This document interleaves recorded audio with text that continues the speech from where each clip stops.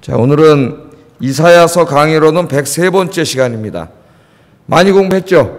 야, 103번째 오늘 시간이고요. 탄식하고 회개하라, 그런 주제로 말씀을 전하겠습니다. 탄식하고 회개하라. 뭐에 대해서 탄식하고 뭐를 회개하라는 말씀이에요? 죄에 대해서, 자기가 지은 자기의 죄에 대해서 탄식하고 안타까워하고 그 죄를 철저하게 회개하라. 그것이 오늘 우리가 읽은 지금 이 본문의 핵심적인 말씀입니다. 자, 어제의 말씀을 한번 기억해 보세요. 이스라엘 백성들이 하나님 앞에 불평하고 원망했습니다. 왜 우리가 이렇게 기도하는데 응답하지 않습니까? 예? 하나님 혹시 우리 기도 못 듣는 거 아닙니까? 하나님의 손이 짧아서 우리를 구원하지 못하는 게 아닙니까? 그렇게 불평을 했어요. 그때 하나님께서 이사야 선지자를 통하여 그들의 불평 불만에 대해서 대답을 해주셨죠. 내가 손이 짧아서 구원하는 게 못하는 게 아니고 귀가 어두워서 듣지 못하는 게 아니다. 예? 왜 내가 네 기도에 응답하지 않느냐? 너희의 죄 때문이다.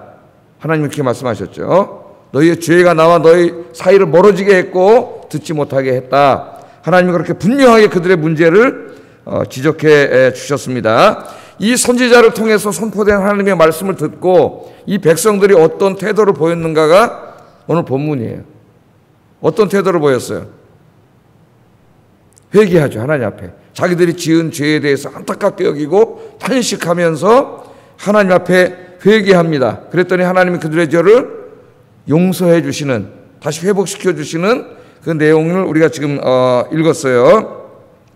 자, 한번 보겠습니다. 9절부터 11절. 자, 선지자를 통해서 하나님 말씀이 선포됐어요. 오늘 저를 통해서 말씀이 선포되는 것처럼 너희들의 죄 때문에 너희와 나 사이가 멀어졌고 내가 너희의 기도에 응답할 수 없게 됐다. 이렇게 하나님의 말씀이 이사야 선지자를 통해서 선포됐습니다. 하나님의 말씀이 선포돼서 그들의 마음으로 이 말씀을 받아들였을 때 어떤 일이 벌어질까요? 말씀의 환한 빛이 우리 안으로 들어오면은 그동안 어두워서 보이지 않았던 우리 안에 있는 이 어둡고 더럽고 추악한 죄악들이 보이기 시작하죠. 여러분, 여기 불을 다 꺼놓으면은 아무것도 안 보입니다. 먼지가 있든 여기 더러운 게 있든 우리가 몰라요. 그런데 불을 탁 켜는 순간 어떻게 해요? 환한 빛이 들어오면은 어둠 속에서 보이지 않았던 여기 더러운 것들이 다 드러나죠. 네, 다 드러나요. 하나님의 말씀을 받아들이는 순간 그들이 이 말씀의 빛이 환하게 하나님의 영광의 빛이 비치고 그동안 그들이 깨닫지 못했던, 어떨 때는 너무나 뻔뻔해져가지고 얼굴에 철판이 됐다 그랬잖아요. 하나님. 예? 죄를 짓고도 죄를 지는지도 몰라. 심지어는 뭐가 죄인지도 몰라. 그런 죄를 계속 지면서도 얼굴이 철판이 됐다 그랬어요. 예? 노시 됐다 그랬지, 우리말로 이제 얼굴이 철판이 됐다 그러는데, 그런데 이 말씀의 빛이 들어왔을 때 이 말씀을 받아들이니까 그 말씀의 빛 속에서 자기들의 부끄러운 모습이 다 보였어요. 그래서 이 죄에 대해서 탄식하는 게 9절 11절입니다. 읽어보겠습니다. 시작. 정의가 우리에서 멀고 공의가 우리에게 미치지 못한즉 우리가 빛을 바라나 어두운 뿐이요 밝은 것을 바라나 캄캄한 가운데 행함으로 우리가 맹인같이 담을 더듬으며 눈 없는 자같이 두루 더듬으며 낮에도 황혼때같이 넘어지나니 우리는 강장한 자 중에서도 죽은 자 같은지라. 우리가 곰같이 부르짖으며 비둘기같이 슬피 울며 정의를 바라나 없고 구원을 바라나 우리에게서 멀도다. 첫 번째 탄식은 큰 주제 두 가지를 말합니다. 하나님의 정의와 공의가 눈을 씻고 찾아봐도 자기의 삶 속에도 없을 뿐만 아니라 자기들이 사회 속에도 존재하지 않는 거예요. 우리 이 인간의 윤리라고 하는 게 어디서 비롯되는 겁니까? 하나님의 정의에서 시작되는 거죠. 예? 그런데 하나님의 정의와 공의가 없어요. 그래서 이 사회가 죄악으로 아주 그냥 깜깜해졌다 그랬어요. 여러분, 눈이 보이지 않는 분들은 잘 걷지 못하죠. 예? 항상 어둠 속에 있어요. 그것처럼 밝은 대낮에도 죄악으로 어두워졌기 때문에 맹인처럼 더듬더듬거리면서 걸을 수밖에 없는 그 정도로 사회가 희망이 없는 사회가 됐다는 거예요. 깜깜한 사회가 됐어요. 곰이 부르짖고 비둘기가 슬피 운다는 말은, 예? 곰과 비둘기가 먹을 게 없어가지고 먹을 걸 찾으려고 탄식하고 슬피 울지만 먹을 걸 찾지 못하고 돌아다니는 것처럼 억울한 일 당하는 사람이 힘없는 사람들이겠죠. 정의와 공의가 혹시 어디 있는가, 누가 정의를 베풀어주는 사람이 있는가 찾았지만은 이 정의가 하나도 존재하지 않는 그런 타락한 사회가 됐다는 거예요, 여러분. 자, 누가 그렇게 만들었어요? 자기들 스스로가 그렇게 만들었어요. 하나님 떠나면 그렇게 됩니다. 백성들은 선지자의 설교를 듣고 이처럼 자신들의 죄를 깨닫고 오늘 이 본문에 있는 말씀처럼 탄식하고 있어요. 이 죄에 대한 깨달음과 탄식, 여기서 새로운 삶이 시작됩니다. 여러분, 뻔뻔해지면은 그 사람에게는 희망이 없어요. 그렇기 때문에 우리는 늘 하나님의 말씀의 거울 앞에서 자신의 모습을 비춰봐야 돼요. 말씀의 거울 앞에서 자신의 모습을 비춰보면은 하나님의 말씀에서 벗어나 불순종하고 있는 우리의 부끄러운 모습이 보이기 시작합니다. 말씀의 빛이 비춰야지. 빛이 비춰야 돼요. 어둠 속에서는 보이지 않아요. 자기가 죄 짓고 있는지도 몰라요. 하나님의 말씀의 빛이 비추면 그 환한 빛 속에서 부끄러운 모습이 드러나게 돼요. 그때 우리는 어떻게 됩니까? 그 부끄러운 모습이 보이면 너무 부끄럽고 하나님 앞에 창피하고 안타깝고, 그래서 하나님 말씀대로 살지 못한 자기에 대해서 이 탄식하고 애통하는 마음이 있어야 된다는 거예요. 죄에 대한 탄식과 애통, 이게 없는 사람은 희망이 없는 사람입니다. 사도 바울 선생 우리 생각나시죠?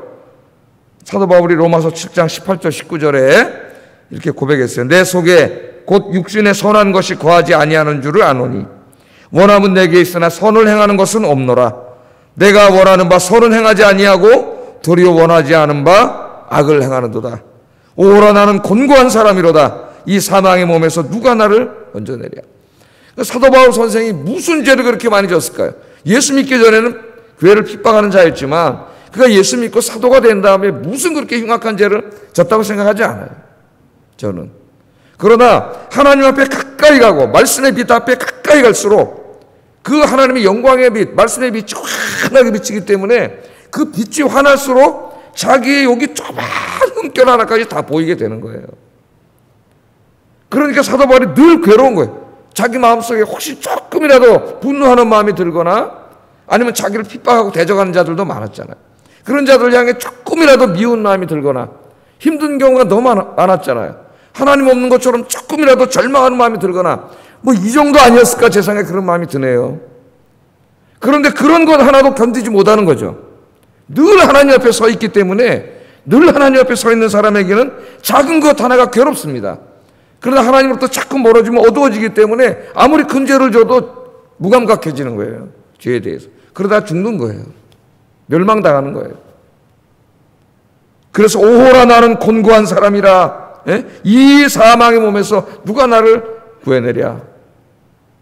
그 다음에 뭐가 나와요? 우리 주 예수 그리스도께 감사하리로다. 이 말씀이 나오지 않습니까? 여러분, 절대로 죄를 가볍게 여기면 안 됩니다. 우리가 지금 코로나 사태로 다시 또 고통을 당하고 있고, 또 교회가 예배 지금 당장 다음 주부터, 이번 주부터 또 이제 2단계가 됐으니까는 20%라래요, 20%. 20%면 우리 이제 이번 주부터 또 오후 예배를 못 드리고 3% 예배를 나눠서 드려야 됩니다. 이번 주부터. 주일 예배 그렇게 드려야 돼요. 그런데 지금 또 뭐 교회 어디서 무슨 기도처라 하는데 나 뭔지 모르겠어요. 나온다 그래가지고 강력하게 권고한다고 지금 교회 예배 드리지 말라고 서울시에서 또 그러고 있습니다. 이제 한 번만 더 그게 나오거나 그러면 또 이제 또 일이 생길 거예요. 너무나 안타깝죠. 뭐 5천만, 세계 5천만 이상이 지금 이 병에 걸렸다고 하는데 우리가 심각하게 생각해 봐야 되지 않겠습니까? 우리 자신을 돌아봐야 되는데 깨닫지 못하는 것 같아요. 아직도 제가 볼 때는. 우리가 정말 하나님 앞에 무릎 꿇고 기도해야 됩니다. 죄를 간과하고 죄를 가볍게 여기면 나중에는 지금 이 사회처럼 깜깜한 사회가 돼. 어디 걸어갈 수도 없으면 깜깜해져. 그냥 너무 깜깜해져가지고 소망이 없는 사회가 될 수 있어요. 하나님이 기회를 주실 때 정말 우리 자신을 돌아보면 남에게 손가락질하기 전에 자기 자신을 돌아보고 바울처럼 내 마음에 하나님의 말씀을 행하고자 하는 나와 또 육신에 속한 나가 있어서 늘 내 마음속에 두 자아가 싸우고 있다 그랬잖아요. 그런데 원하는 바 선은 행하지 못하고 원치 않는 바 악을 행하고 있다고 안타까워했잖아요. 조그만 죄도 용납하지 마시고 늘 주님 앞에 나와서 작은 것 하나에도 안타까워할 수 있는 저와 여러분 되기를 주의 이름으로 축복합니다. 안타까움, 죄에 대한 안타까움, 탄식과 애통이 없으면 절대로 죄의 권세로부터 벗어날 수 없어요. 자, 말씀을 들으면서 말씀 예비 속에서 자기들이 너무나 부끄러운 모습이 보여지기 때문에 창피해서 하나님 앞에 안타까워하고 탄식을 했습니다. 그리고 그 다음에 회개하기 시작해요. 철저하게 회개하기 시작합니다. 내용이 이제 12절부터 15절 상반절까지 우리 같이 한번 읽어보겠습니다. 이는 우리의 허물이 주의 앞에 심히 많으며 우리의 죄가 우리를 쳐서 증언하오니 이는 우리의 허물이 우리와 함께 있음이니라. 우리의 죄악을 우리가 아나이다. 우리가 여호와를 배반하고 속였으며 우리 하나님을 따르는 데에서 돌이켜 포악과 패역을 말하며 거짓을 마음에 잉태하여 낳으니 정의가 뒤로 물리침이 되고 공의가 멀리 섰으며 성실이 거리에 엎드러지고 정직이 나타나지 못하는도다. 성실이 없어짐으로 악을 떠나는 자가 탈취를 당하는도다. 철저하게 좀 애통하면서 하나님 앞에 이제 회개하는 거예요. 부끄러운 모습이 보였으면 어떻게 해야 돼요? 탄식하고 애통하는 마음으로 회개해야 돼. 회개. 죄의 양심의 화인을 맞고 뻔뻔해지면은 회개하지 않습니다. 회개하지 않아요. 자, 백성들이 회개 기도를 했는데 이 기도를 보세요, 여러분. 이 기도를. 예? 우리의 죄가 주님 앞에 심히 많습니다. 자기들이 의인인 줄 알았어요. 막 금식도 하고 안식일 예배도 드리고 금식 기도도 하고 기도도 하고 그러니까 자기들 의인인 줄 알았다고 이 사람들이. 그러면서 막 기도해놓고 기도가 응답 안 되니까 막 뭐라 그러고 하나님 앞에 이랬는데 말씀 속에서 자기들의 죄임을 깨닫고 내가 지은 죄가 너무 많구나. 우리 죄가 주님 앞에 심히 많습니다. 심히 많습니다. 밝은 빛이 비치니까 다 보이잖아요. 우리의 죄악을 우리가 압니다. 이 모르는 게 문제예요. 모르는 게. 이제 알게 되었어요. 압니다. 우리가 여호와를 배반하고 속였습니다. 하나님을 배반하고 하나님을 속였다는 걸 알게 됐어요. 자기들이. 하나님의 말씀에 불순종했습니다. 포악과 패역을 말했고 거짓말했고 정의롭고 정직한 삶을 살지 않았습니다. 하나님 우리 용서해 주세요. 말씀과 성령님이 들어오시면은 이러한 변화가 일어나요. 기독교 2000년 역사에서 모든 부흥의 시작은 죄에 대한 애통과 회개에서 시작됐습니다. 죄에 대한 애통과 회개와 변화가 없는 곳에는 하나님의 역사가 일어나지 않아요. 그 개인의 삶에도 변화가 없어요. 기도의 응답이 없습니다. 하나님 앞에 서면은 이처럼 자신의 부끄러운 모습이 보이고 어둠 속에서 보이지 않던 우리의 모든 죄악들이 드러납니다. 백성들은 하나님 말씀 앞에서 자신들의 지은 죄가 너무 많다는 것을 알게 됐어요. 그래서 그 모든 죄들을 낱낱이 구하면서 안타까운 마음으로 이렇게 회개하고 있는 겁니다. 우리가 자신의 죄를 알지 못하거나 죄에 대하여 변명하려고 애쓰거나 죄의 책임을 누군가에게 전가하려는 태도를 보인다면 우리에게는 희망이 없습니다. 죄를 인정하고 철저하게 회개하는 사람, 그 사람의 희망이 있어요. 왜? 그때 하나님의 용서가 이루어지고 거기서부터 새 인생이 시작되기 때문입니다. 여러분 다윗을 보세요. 다윗은 정말 큰 죄를 졌죠. 간음죄를 지고 간접살인을 하고 용서받을 수 없는 죄를 졌어요. 하나님이 선지자 나단을 보내서 모든 신하들이 다 있는 그곳에 나단이 들어가가지고 혼자 있을 때 한 것도 아닙니다. 모든 사람이 다 보는 앞에서 다른 사람들이 볼 때 다윗은 늘 기도하는 사람, 찬송하는 사람, 하나님의 뜻을 묻는 사람, 예배하는 사람, 존경받는 왕이었어요. 그 안에 감춰진 위선, 하나님이 나단을 통해서 많은 사람이 보는 앞에서 지적을 했죠. 그때 다윗이 얼마나 창피했겠습니까? 거룩한 척 했는데 칼을 빼서 그냥 이놈이 어디에서 증거도 없는 거짓말을 해 죽일 수 있었어요. 나단은 한 사람의 불가지지가 뭐 아무것도 아니죠. 목숨 걸고 온 거지. 그런데 그 말을 듣고 다윗이 거기서 무릎을 꿇고 회개합니다. 그래서 다윗이 용서받고 새로운 인생을 살고 왕노릇도 계속할 수 있었고 나중에 늙어서 죽을 수가 있었어요. 이 사람이. 무릎을 꿇고 시편 51편이 이때 한 기도 아닙니까? 회개 기도. 시편 51편 집에 가서 깊이 한번 묵상해 보세요. 한번 펴보세요. 시편 51편.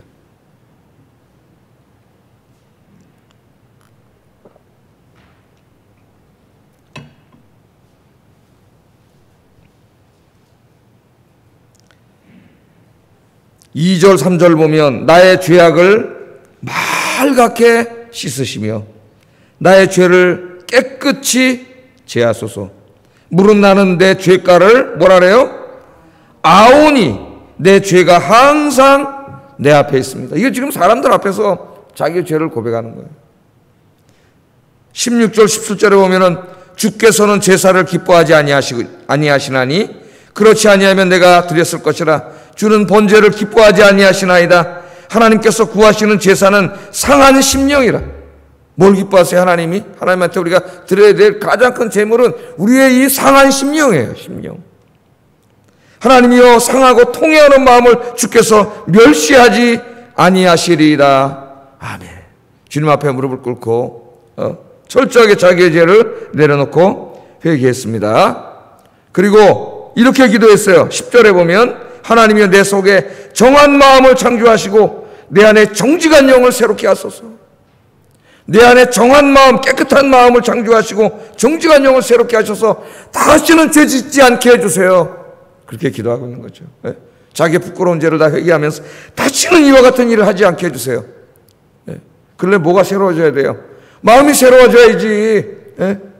그러니까 뭔가 죄와 지금 내 안에 있는 어떤 뭐가 있어야 나를 죄 짓게 하는, 이게 좀 이따 제가 말씀드리겠지만은, 내 마음을 정하게 하소서, 내 영을 새롭게 하소서. 우리가 기도해야 됩니다. 하나님 앞에. 우리는 약해요. 죄성이 항상 있기 때문에 죄질 수밖에 없어요.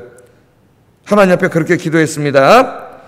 우리 하나님께서는 사도 요한을 통해 요한일서 1장 9절에 이미 이런 회개 기도에 대해서 약속해 주셨어요. 만일 우리가 우리 죄를 자백하면 그는 미쁘시고 의로우사 우리 죄를 사하시며 우리를 모든 불의에서 깨끗게 하실 것이요. 아멘. 아멘. 우리는 우리한테 요만큼 잘못한 사람도 용서하기 쉽지 않습니다. 용서 잘 못해요, 우리는. 그런데 우리는 이렇게 큰 죄를 졌어도 우리 죄를 자백하기만 하면 하나님은 미쁘시고 의로우사 우리 죄를 용서해 주시고 우리를 모든 불의에서 깨끗게 하실 것이라고 그렇게 말씀하셨습니다.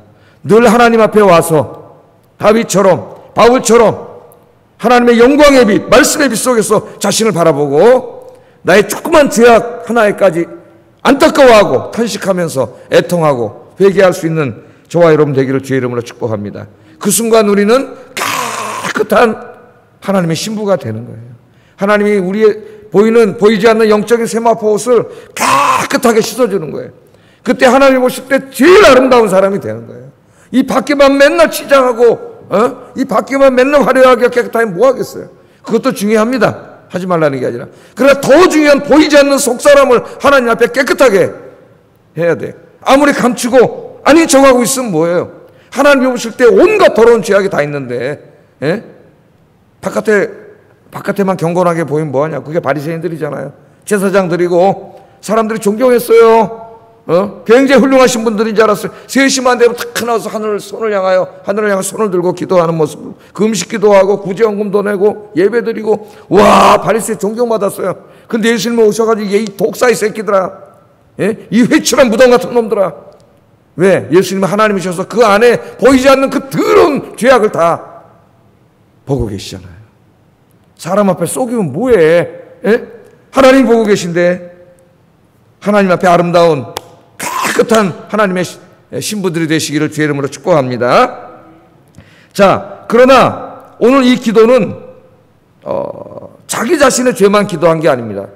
이 기도 속에 이사야의 기도가 같이 들어가 있는데 이사야도 함께 기도를 해요. 여기서 기도를 하면서 제사장적 기도를 하고 있습니다. 제사장적 기도. 자, 이사야 선지자는 기도를 할 때 민족의 죄악이라고 하지 않고 우리의 죄악이라고 하고 있어요. 우리의 죄악.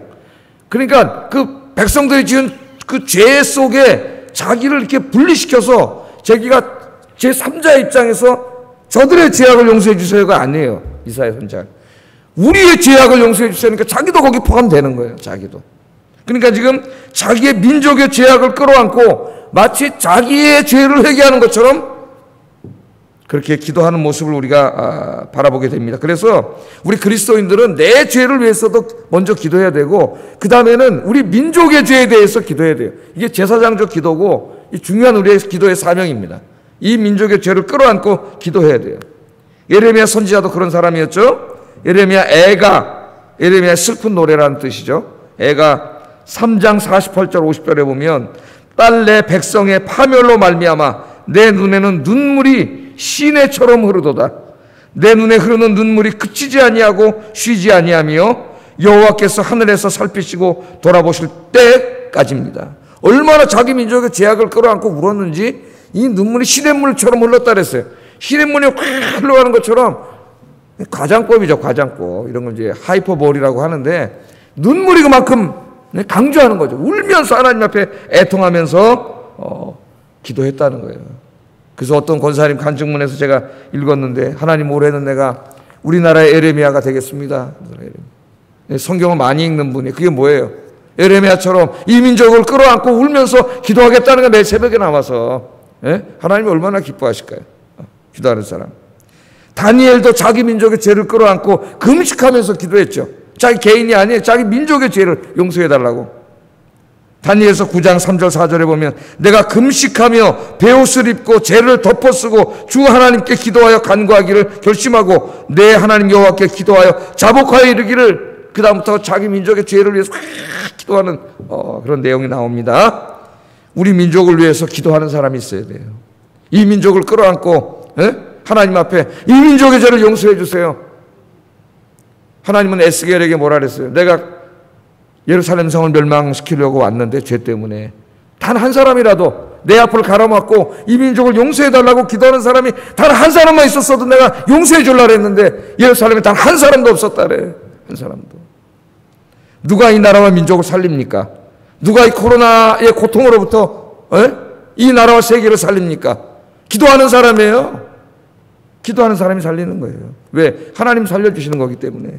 이 나라와 민족을 끌어안고, 이 소망 없는 민족을 끌어안고 이렇게 날마다 기도하시는 여러분 되기를 주의 이름으로 축복합니다.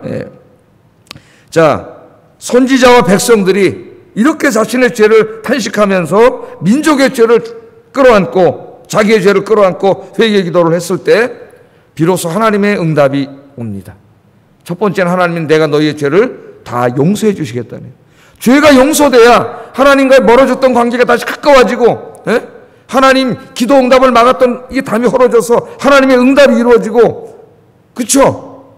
여러분 삶의 회복이 이루어지고, 그래서 죄 용서받는 게 굉장히 중요한 거예요. 여러분 지금도 예수 믿고 죄 사함 받아야, 여러분이 죄가 사함 받아야 하나님의 자녀가 되고 하나님과 관계가 다시 회복되고, 그래야 여러분이 예수의 이름으로 기도할 수 있고 응답받을 수 있고 하나님의 보호하심을 받을 수 있는 거예요. 이 죄 사함이 그렇게 중요한 거예요. 여러분 15절 16절에 보면 여호와께서 이를 살피시고 정의가 없는 것을 기뻐하지 아니하시고 사람이 없음을 보시며 중재자가 없음을 이상히 여기셨으므로, 이렇게 죄 가운데 있는데 아무도 그들을 어떻게 할 사람이 없어. 그래서 어떻게 했다고요? 자기 팔로 스스로 구원을 베푸시며. 인간은 스스로가 이 문제를 누구도 해결할 수 없고 인간 가운데 중보자가 없어요. 이 문제를 해결할 수가 없어요. 이 죄의 문제는 인간 스스로 해결할 수 있는 문제가 아니에요. 그래서 하나님이 스스로 직접 찾아오십니다. 찾아오셔서 우리의 죄를 다 용서해 주시고, 20절 21절에도 보면 여호와의 말씀이니라 구속자가 시온에 임하여, 이제 먼 종말론적인 하나님의 구원 계획을 말하죠. 이분은 누구예요? 이제 예수 그리스도께서 오시는 거죠. 우리의 죄를 궁극적으로 용서해 주시기 위해서. 구약시대에 그때 하나님 용서해 주셨지만은 이제는 외아들을 보내주셔서 영원히 우리의 죄를 용서해 주시는 일을 우리 주님이 하시는 거죠. 여호와의 말씀이라 구속자가 시온에 임하여 야곱의 자손 가운데 죄가를 떠나는 자에게 임하리라. 하나님 그렇게 말씀하시면서 내 영과 내 말이 네 후손과 네 후손의 후손의 입에서 영원히 떠나지 아니하리라. 이 말씀이 임했기 때문에 지금 여러분 죄 사함 받고 성령이 여러분에게 임해 계신 줄로 믿습니다.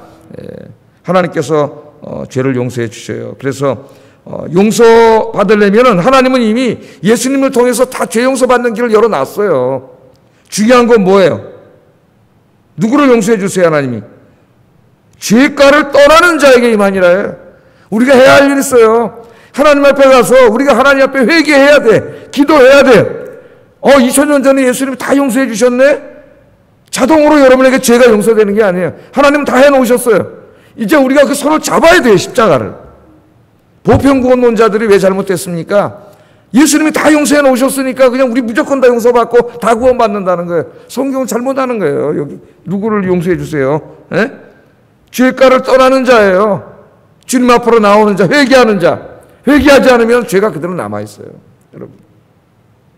오늘 아침에도 또 우리 하나님 앞에서 우리 자신을 돌아보면서 자기에 대해서 깊이 묵상을 하셔야 됩니다. 성찰을 하고. 그게 가장 복받은 사람이에요, 삶이. 오늘 회개해서 하나님의 용서를 받고 오늘 아침 새벽 기도 시간이 여러분 제일 깨끗한 시간. 그죠? 그래서 새벽 기도 끝나면 제일 깨끗한 시간이에요, 그 시간이. 영육간에. 머리가 맑아지고 행복해지잖아요. 이걸 매일 해야지. 그럼 매일 행복해지겠죠. 그런 여러분들에게 주의 이름으로 축복합니다. 자, 그러면서 하나님이요, 우리의 죄를 용서해 주심으로 끝나지 않아요. 그럼 우리는 또 죄를 짓잖아요. 그래서 그 다음 말씀을 보면은 하나님께서 우리의 죄를 용서해 주실 뿐만 아니라 우리를 자꾸 죄짓게 하는 자가 있다는 거예요. 우리를 자꾸 죄짓게 하는 그 어둠의 권세 자체를 멸해버리겠다고 약속을 하십니다.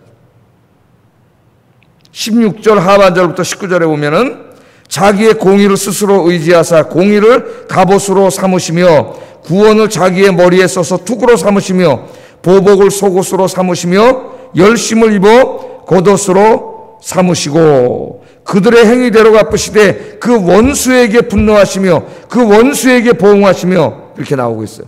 이 원수에다 줄쳐놓으세요. 원수에다. 자, 17절의 모습을 보십시오. 우리가 어디 신약성경에서 많이 보던 말씀이에요.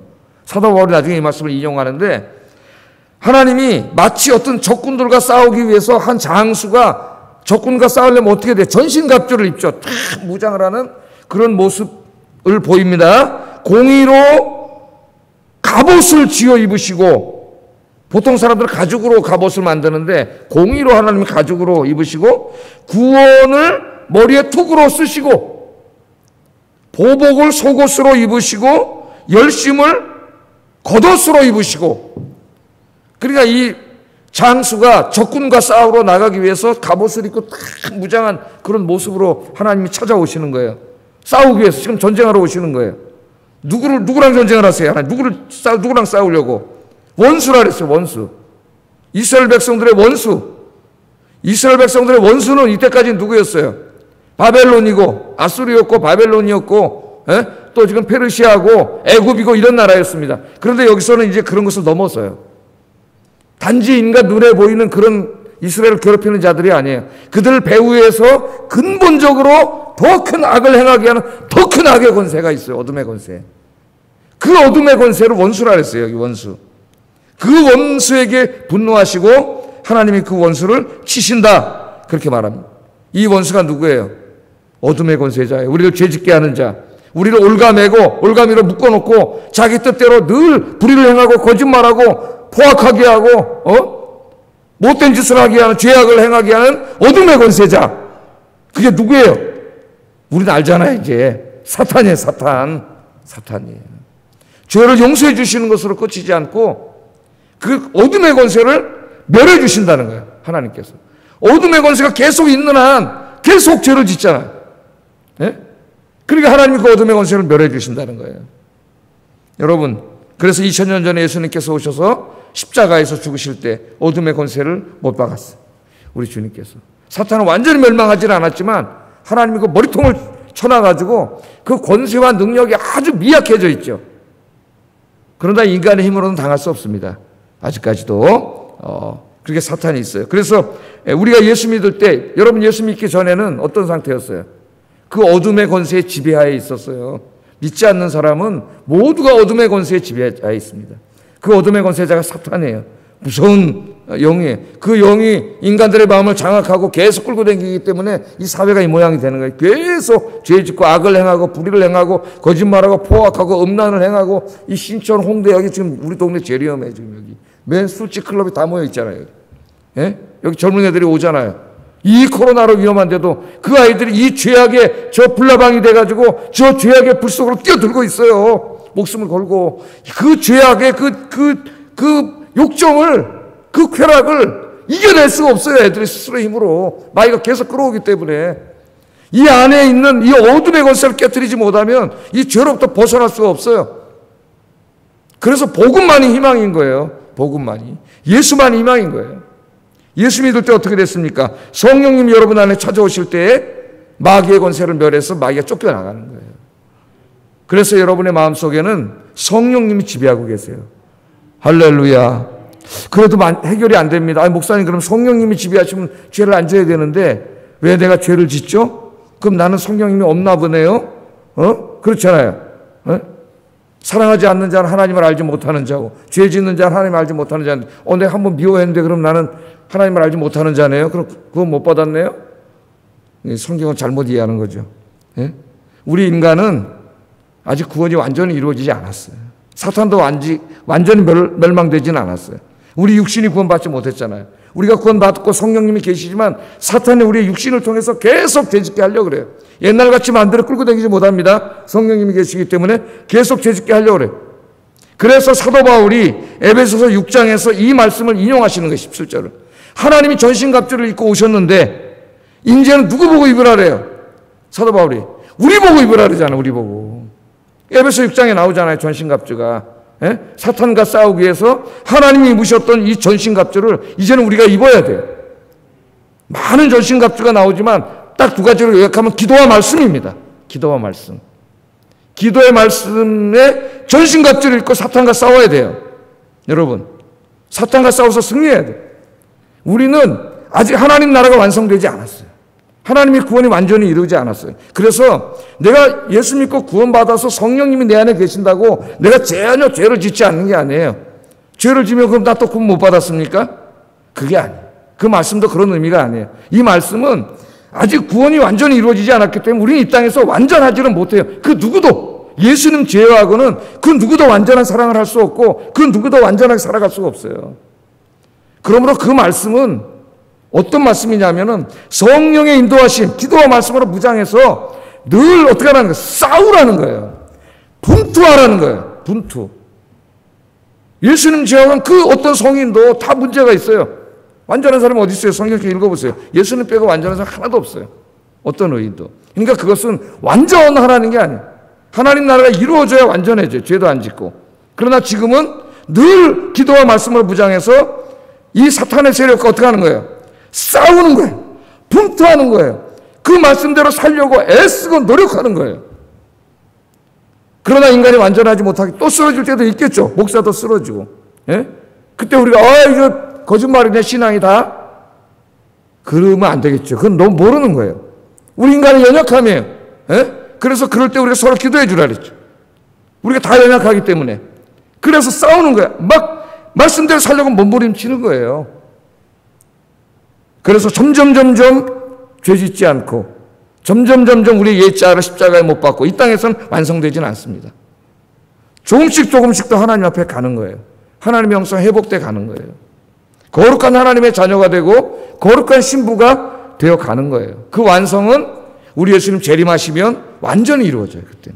그때는 완전히 죄도 없고 완전한 사랑이 우리 안에 이루어지게 됩니다. 이 땅에 사는 동안은 뭐 하는 기간이라고요? 하나님이 입으셨던 전신갑주를 입고, 그게 성령이 우리에게 주시는 선물이에요. 기도와 말씀으로 무장해서 성령님의 도움을 받아 이 사탄의 세력과 악의 세력과 싸워서 날마다 승리하시고, 죄는 철저히 회개하고 정말 죄 짓지 말고 죄는 모양이라도 버리려고 힘쓰고 하나님께로 한 걸음 가까이 가는 저와 여러분 되기를 주의 이름으로 축복합니다. 기도하겠습니다.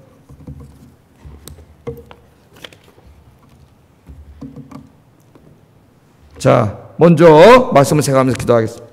하나님 앞에 무릎을 꿇고 우리의 부끄러운 모습을 매일입니다, 여러분. 바라보면서 탄식하며 철저하게 회개하는 삶을 살게 해주세요. 첫 번째 기도 제목이에요. 우리의 죄만이 아니라 이 민족과 사회의 죄악을 끌어안고 오늘 이사야처럼 제사장적인 눈물의 기도를 하게 하여 주세요. 두 번째 기도 제목이에요. 세 번째, 늘 기도와 말씀으로 무장하고 성령 충만하여 주님 오실 때까지 이 사탄과의 영적인 싸움에서 지지 말고 매일매일 승리하게 해주세요. 기도하겠습니다. 사랑과 은혜가 충만하신 아버지 하나님, 주님의 놀라우신 사랑과 은혜를 진심으로 감사합니다.